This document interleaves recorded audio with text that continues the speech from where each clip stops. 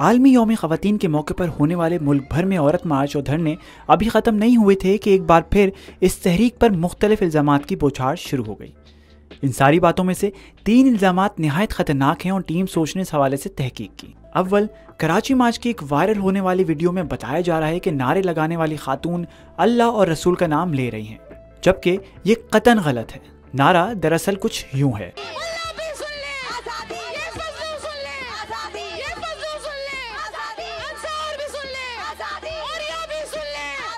फ़र्क साफ जाहिर है कि मुल्ला और फजलू यानी फजलुर रहमान साहब की बात हो रही है और यह मकबूल अंसार अब्बासी वगैरह का नाम इसलिए लिया जा रहा है क्योंकि यह अफराद माजी में मुसलसल तहरीक निस्वां के खिलाफ बात करते रहे हैं। दूसरा इल्ज़ाम लाहौर मार्च की इस तस्वीर को बुनियाद बनाकर लगाया जा रहा है और इस बारे में लोगों का कहना है कि यहाँ मजहब की तौहीन की गई, लिहाजा वो बज़िद हैं कि मुंतज़मीन पर 295C यानी तौहीन रिसालत और मजहब का पर्चा कटना चाहिए। 295C कानून तौहीन रिसालत के मुर्तकिब होने वालों के खिलाफ इस्तेमाल होता है।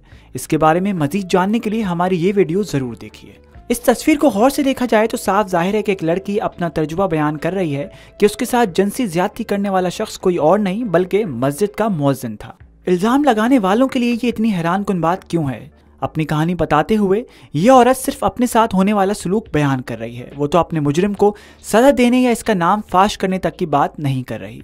हमने ये भी देखा है कि आए दिन मुल्क पाकिस्तान में ऐसे वाक़यात सामने आते हैं जहां मासूम बच्चियों को सिर्फ उनके कारी, उस्ताद या पड़ोसी नहीं बल्कि रिश्तेदार तक जिनसी ज्यादती का निशाना बनाते हैं। गुज़िश्ता साल शाया होने वाली एक रिपोर्ट के मुताबिक मुल्क में सिर्फ 6 माह के कलील दौरानिये में करीब 1500 बच्चों के साथ जिनसी ज्यादती के वाक़यात सामने आए, जबकि ज़ैनब कत्ल केस और कसूर में कमसिन बच्चों के साथ होने वाले वाक़यात भी हमारी नज़र से गुजरे हैं। तीसरा इल्ज़ाम इस्लामाबाद औरत मार्च के हवाले से है, जिसमें मुबैना तौर पर फ्रांस का झंडा लहराया गया। याद रहे, ये वही मुल्क है जिसके बारे में मजहबी इंतहा पसंदों ने मुतालबा किया था कि इसके सफ़ीर को मुल्क बदर किया जाए, मगर दर हकीकत जो परचम इस्लामाबाद में लहराया गया वो फ्रांस के परचम से बिल्कुल मुख्तलिफ है।